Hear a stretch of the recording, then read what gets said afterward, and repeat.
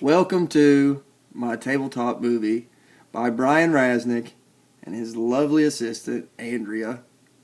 This is a brief summary on Joseph Conrad's novel, The Heart of Darkness.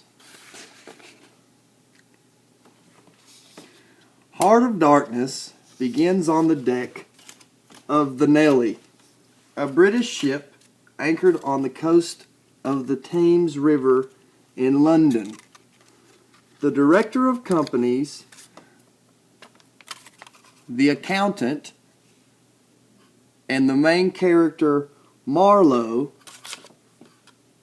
sit in silence. Marlowe begins telling the three men about a time he journeyed in a steamboat up the Congo River. For the rest of the novel, with only minor interruptions, Marlowe narrates his tale. At the company's outer station in the Congo, Marlowe witnesses scenes of brutality, chaos, and waste. Marlowe speaks with an accountant whose spotless dress and uptight demeanor fascinate him.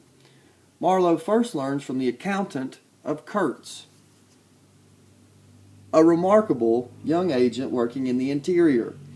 Marlowe leaves the outer station on a 200-mile trek across Africa and eventually reaches the company's central station, where he learns that the steamboat he is supposed to pilot up the Congo was wrecked at the bottom of the river. Marlowe then meets the company's manager, who told him more about Kurtz. According to the manager, Kurtz is supposedly ill, and the manager feigns great concern over Kurtz's health. After three weeks at the station, a band of traders called the El Dorado Exploring Expedition, led by the manager's uncle, arrives. One night, Marlowe is lying on the deck of his salvaged steamboat. He overhears the manager and his uncle talking about Kurtz. Marlowe concludes that the manager fears that Kurtz is trying to steal his job. His uncle, however, told him to have faith in the power of the jungle to do away with Kurtz. Marlowe's boat is finally repaired, and he leaves the central station. On the way to bring relief to Kurtz, Marlowe's steamboat is attacked by a shower of arrows. When Kurtz and his members finally arrive at Kurtz's location, a Russian trader and disciple of Kurtz called the Harlequin by Marlowe approaches the steamboat and tells Marlowe that Kurtz is still alive. Marlowe learns that the hut they previously saw is Harlequin's. The Harlequin speaks enthusiastically of Kurtz's wisdom, saying, "This man has enlarged my mind." Marlowe learns from him that the steamboat was attacked because the natives did not want Kurtz to be taken away. Suddenly, Marlowe sees a group of native men coming toward him, carrying Kurtz on a stretcher.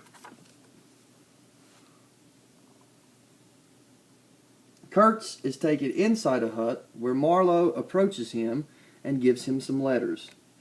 Marlowe notices that Kurtz is frail, sick, and bald.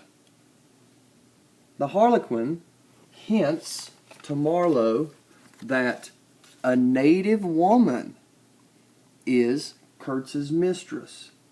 Marlowe then hears Kurtz chiding the manager from inside the hut. "Save me." "Save the ivory, you mean?" The Harlequin, fearing what might happen when Kurtz is taken on board the steamboat, asks Marlowe for some tobacco and rifle cigarettes. He then leaves in a canoe. Later that night, Marlowe hears rustling outside of his hut. He runs outside and finds a trail running through the grass and realizes that Kurtz is escaping by crawling away on all fours. When he comes upon Kurtz warns him to run, but Marlowe helped Kurtz to his feet and carried him back to the cabin. The next day, Marlowe, his crew, and Kurtz leave the inner station. As they move farther away from the interstation, Kurtz's health deteriorates.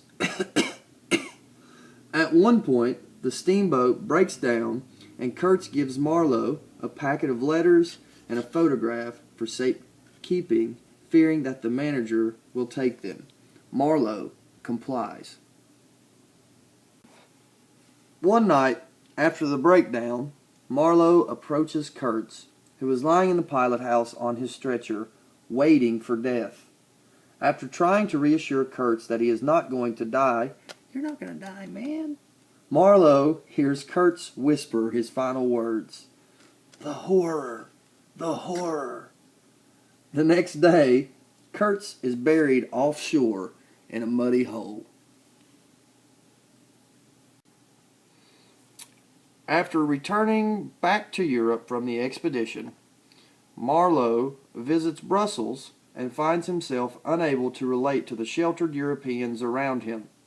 A company official approaches Marlowe and asks for the packet of papers to which Kurt had entrusted him. Marlowe refuses, but he does not give the official a copy of Kurtz's report to the Society for the Suppression of Savage Customs with Kurtz's chilling postscript torn off. He learns that Kurtz's mother had died after being nursed by Kurtz's intended wife or fiancée. Marlowe's final duty to Kurtz is to visit his intended wife and deliver Kurtz's letters and her portrait to her. When he meets her at her house, she is dressed in mourning and still greatly upset by Kurtz's death. The intended asks him to repeat Kurtz's last words. Marlowe lies to her and says the last word he pronounced was, "Your name." The intended wife states that she knew Kurtz would have said such a thing, and Marlowe leaves, disgusted by his lie, yet unable to prevent himself from telling it. The anonymous narrator on board the Nellie then resumes his narrative. The director of companies makes an innocuous remark about the tide, and the narrator looks out at the overcast sky and the Thames, which seems to him to lead into the heart of an immense darkness.